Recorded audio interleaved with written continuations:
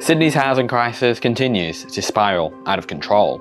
The New South Wales State Labor Government has made housing affordability their top priority. Chris Minns staked a lot of political capital on a proposal to turn Rosehill Racecourse into a new mini-city anchored by a metro station, but that was rejected by members of the racecourse in May 2025. So he's now looking for a plan B. Our cities need to be focusing more on infill development than greenfield. This is something I've already spoken at length about. It's cheaper for taxpayers, it's better for the environment, it keeps families closer together, and the list goes on. Now, assuming you're on the same page as me, we're a city looking for where exactly we should densify. Today, I'm going to present you with 3 ideas that I believe the government needs to seriously consider. This is embarrassing. I'm actually presenting you with 4. I don't know why I said 3. Woollahra Station has quickly emerged as a frontrunner in the race to build new housing. The Eastern Suburbs line opened in 1979, but it was missing a station. Woollahra Station had been part of the original plans, but vicious community opposition saw the station get cancelled. And yet, this cancellation happened so late in construction that you can quite literally see where the station was going to be. The railway is entirely tunnelled between Edgecliff and Bondi Junction, but pops out of the ground just for a little bit where Woollahra Station would have gone. So actually finishing the station off would probably not cost very much. The island platform is basically already there, you just need to fit it out. You'd probably want to build entrances on Wallaroi Road and Edgecliff Road, with stairs and a lift down to the platform. I'd cut Wallaroi Road off from Edgecliff Road to help with traffic and turn it into a little plaza, essentially making it the main entrance to the station.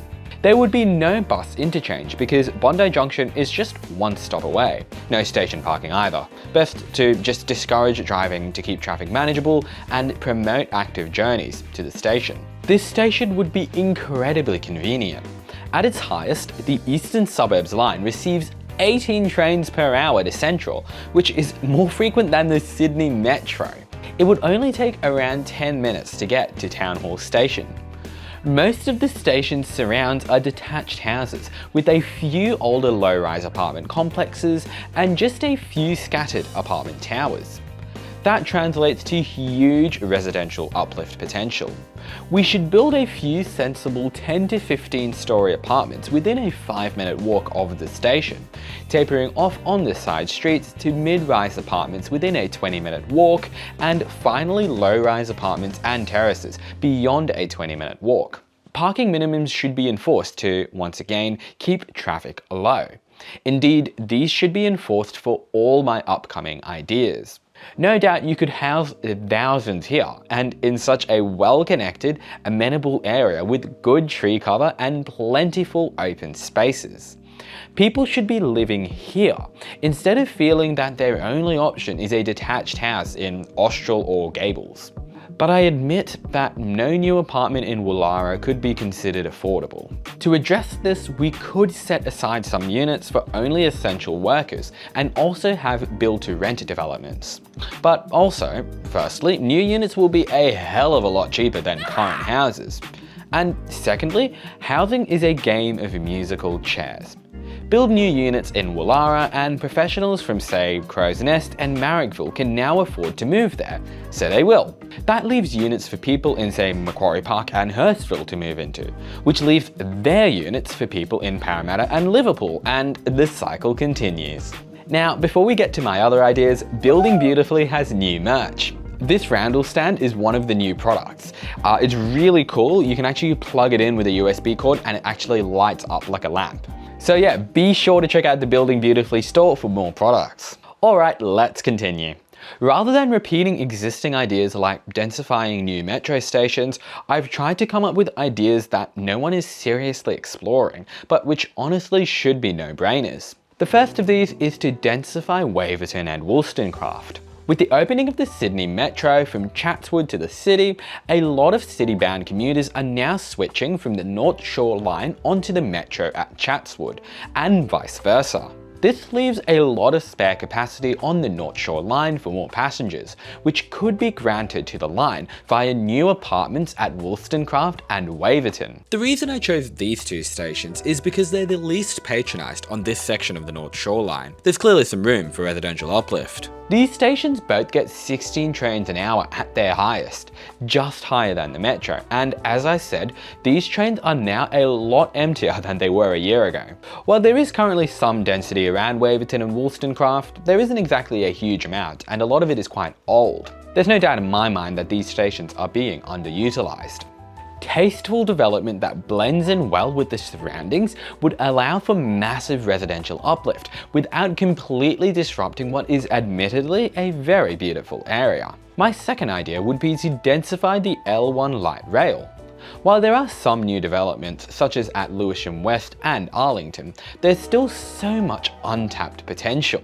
Taverners Hill is so poorly patronised, Google reckons it's permanently closed. And the stops of Marion and Hawthorn are mostly surrounded by detached homes because they neighbour Haberfield, a suburb entirely locked up within a heritage conservation area.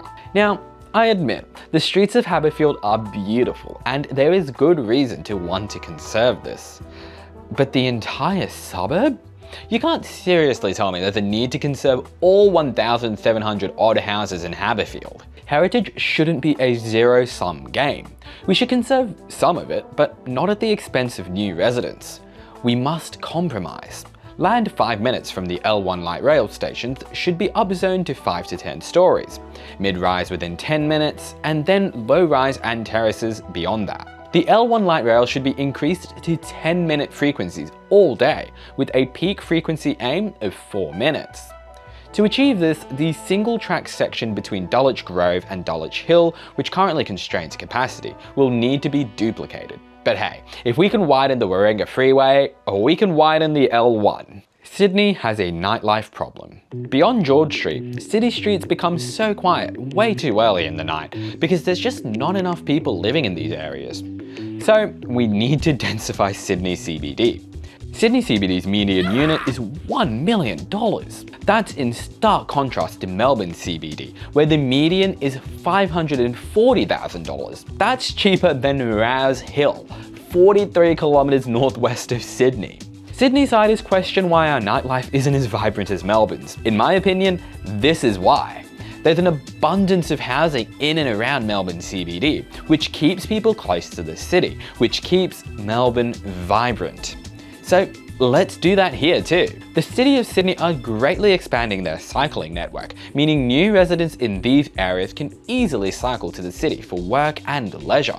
As for heritage, again, conserve some, but not all. Compromise for the sake of our city's future. Of course, there are so many other places we could build, so please do let me know in the comments below where you would like to see more housing.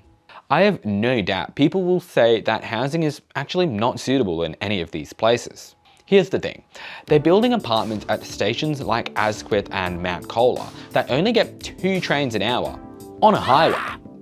They're building apartments in Oran Park, which probably won't get a train station till the second half of this century. People want to stay in this city, but they're forced to compromise like crazy because we aren't building houses where it should be built.